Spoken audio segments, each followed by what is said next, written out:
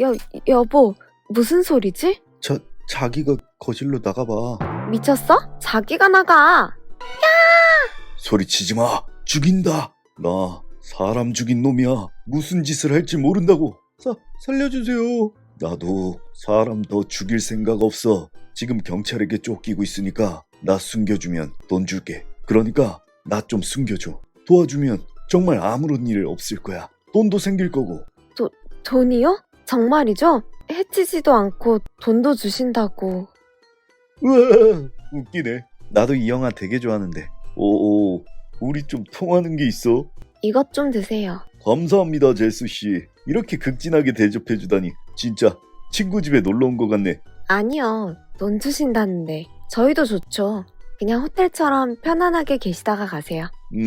며칠 동안 도망친다고 잠을 못 잤는데 잠을 좀... 편안하게 주무세요. 침실로 가셔서. 대신 허튼 짓 하면 알죠? 아유, 그럼요. 돈 받아야죠, 돈. 잡히면 저희 돈 안 주실 거잖아요. 돈이 최고죠, 돈이. 알겠습니다. 그럼 저는 자러 갑니다. 여보, 튀어!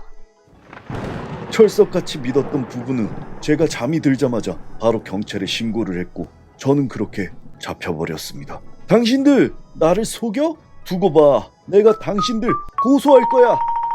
그 멍청한 강도는 구두로한 약속도 엄연한 계약이라며 저희 부부를 고소했고 2억 6천만 원을 요구하고 있습니다. 신체적 정신적 피해를 입었다나 뭐라나 뻔뻔해도 너무 뻔뻔한 범인의 태도. 정신적 피해 보상은 저희 부부가 해야 되는 거 아닌가요? 얼마나 무서웠는데. 교도소에서 콩밥 제대로 먹고 정신 차렸으면 좋겠네요.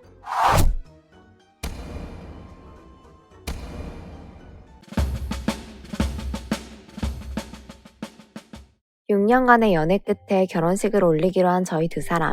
상견례 자리에서 처음 남편이 될 남자친구 부모님을 만났습니다. 그럼 결혼식은 언제로 할까요? 그게... 왜요? 무슨 문제라도? 아니... 혼수는 어떻게 하실 예정이세요? 혼수요? 뭐 가볍게 하시죠. 요즘 다들 결혼 비용 때문에 부담 가지시는데 저희까지 그럴 필요 있을까요? 그렇죠. 그런데 혹시 선불로 받을 수 있을까요? 현금으로. 네? 혼수를 현금으로, 그것도 선불로 달라니. 처음 만나는 자리에서 그런 이야기를 들은 저희 부모님은 화가 많이 나셨습니다. 미안해 자기야. 원래 안 그러시는데. 자기 부모님 왜 그러시는 거야? 상견례 자리에서 돈을 달라니. 미친 거 아니야? 미안해. 부모님 가게가 갑자기 어려워져서 조만간 다시 상황이 좋아지면 그때 다시 결혼 생각하자. 미안해 정말. 뭐? 그럼 상견례 자리는 왜 잡았는데? 미쳤어? 도대체 무슨 생각인 거냐고. 미안하다 정말. 정말 화가 났지만 저는 결혼식을 포기하고 싶지 않았습니다. 이미 주변에 결혼한다고 다 알렸는데 비참해지기 싫었습니다. 얼만데? 지금 필요한 돈이 얼마냐고.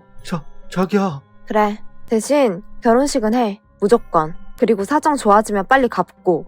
자기야. 고마워. 정말 고마워. 절대 안 돼. 미쳤어 얘가. 엄마, 나 죽는다고. 여보, 얘 좀 어떻게 해봐요. 그런 집에 시집가서 뭔 고생을 하려고. 내가 모은 돈 내가 쓰겠다는데 왜 그래요. 그리고 결혼하면 가족 될 텐데 가족이 조금 어렵다고 이혼할 거야? 자식이 이기는 부모 없다고 했습니다. 저희 생때에 부모님은 결국 결혼을 허락하셨습니다. 대신 남자친구 부모님에게 채용증을 꼭 쓰게 한다는 조건이었죠. 결국 결혼식이 끝난 이후 상황이 좋아지면 받기로 하고 남자친구 부모님에게 채용증을 받았습니다. 고마워. 정말 고맙다, 세아가. 결혼식 준비 자금은 모두 제가 부담했습니다. 자기야 고마워. 내가 꼭 몇 배로 갚을게. 드디어 결혼식 날, 메이크업을 받고 저는 먼저 식장에 도착해 있었죠. 남편과 남편 쪽 식구들도 메이크업을 받고 식장에서 만나기로 했습니다. 그런데 이게 무슨 일이니? 왜? 왜 그러는데? 아무도 없어. 응? 무슨 소리야? 신랑 쪽 사람들이 아무도 없다고. 당연히 와야 할 신랑은 물론이고 신랑의 가족들, 친척들, 친구들까지 단 한 명도 나타나지 않았던 겁니다. 결국 결혼식이 열리는 시간까지 아무도 나타나지 않았습니다. 당연히 전화도 받지 않았고요. 며칠이 지나고 경찰에 고소까지 한 이후에야 남자친구와 연락이 닿았습니다. 집이 더 어려워졌다며 결혼식 비용은 물론 빌려준 돈까지 돌려줄 수 없을 것 같다 참석하지 못했다고 어이없는 소리를 하더군요. 결혼식에 아무도 부르지 않았던 것을 보아 이 결혼식은 애초부터 할 생각이 없었던 사기 결혼이었습니다. 결국 망신 제대로 당한 저희 부모님이 결혼식 비용은 물론이며 빌려준 돈을 당장 내놓으라고 법적인 조치를 취하고 있습니다.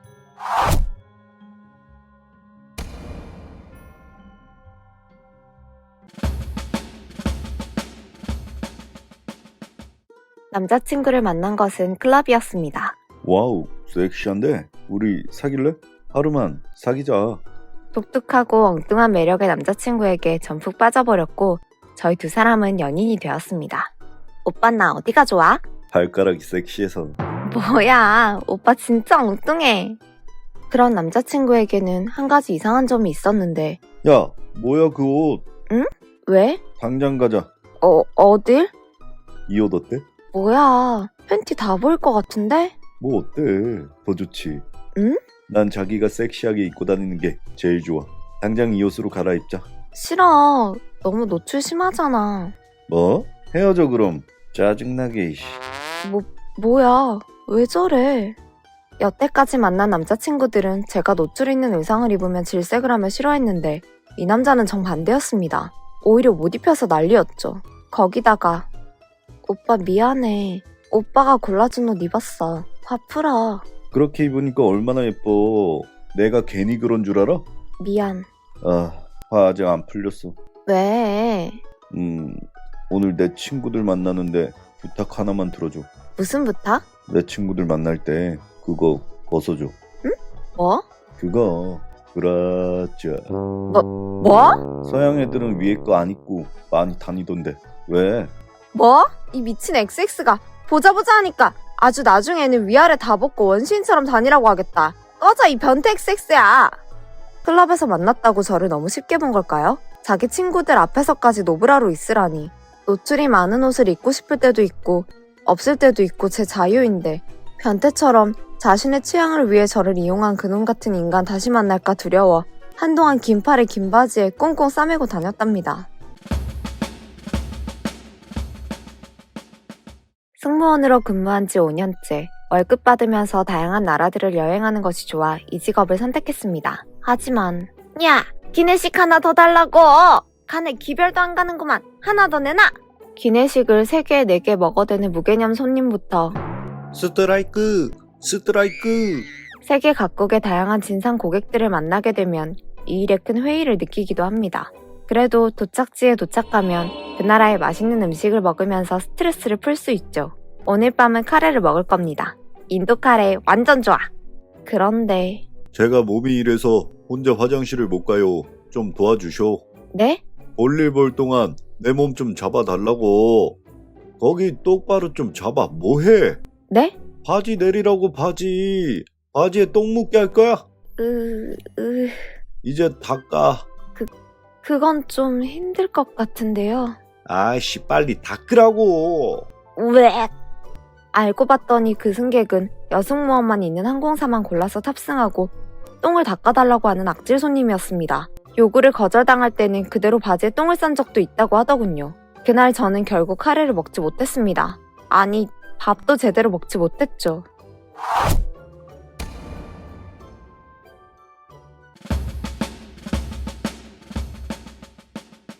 저는 이혼 후 시골 고향집으로 돌아와 아이들을 키우는 평범한 엄마였습니다.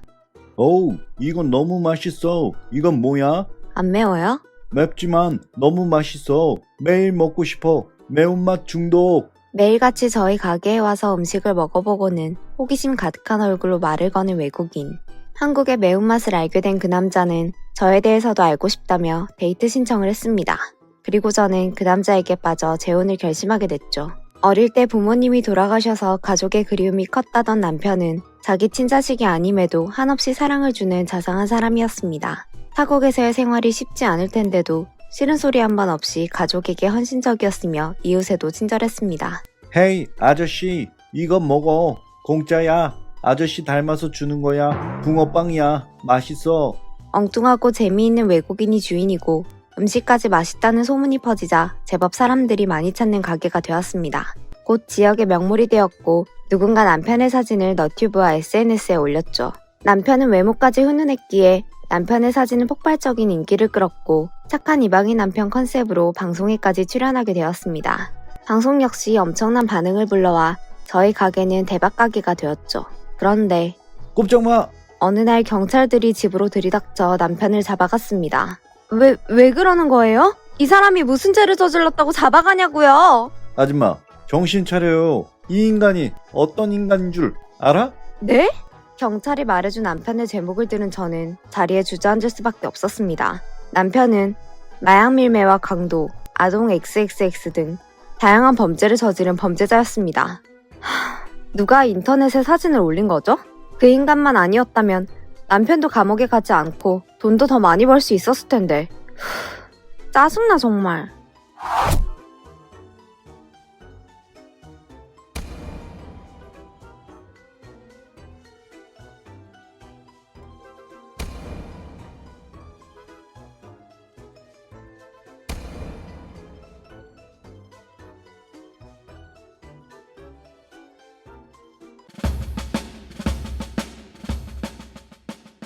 남편은 큰 욕심 없이 열심히 일하며 사는 성실한 사람이었습니다. 자랑스러운 가장은 아니었지만 착한 남편, 좋은 아빠였죠. 하지만 우연히 산 복권이 3등에 당첨되고부터 저희 남편의 운명은 달라졌습니다. 큰 금액은 아니었지만 생애 딱 한 번 처음 사본 복권이 당첨되자 온 가족이 기뻐했습니다. 본인은 필요 없다며 가족들을 위해 당첨금을 썼습니다. 가족들이 행복해하는 모습 보는 걸로 만족하는 착한 남편이었죠.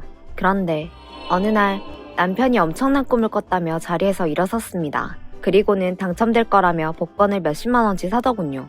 사람들은 무시했습니다. 복권 3등에 당첨되더니 허황된 꿈을 꾼다고요. 그런데 정말 꿈처럼 복권이 1등에 당첨된 것이었습니다. 처음 만져본 큰돈.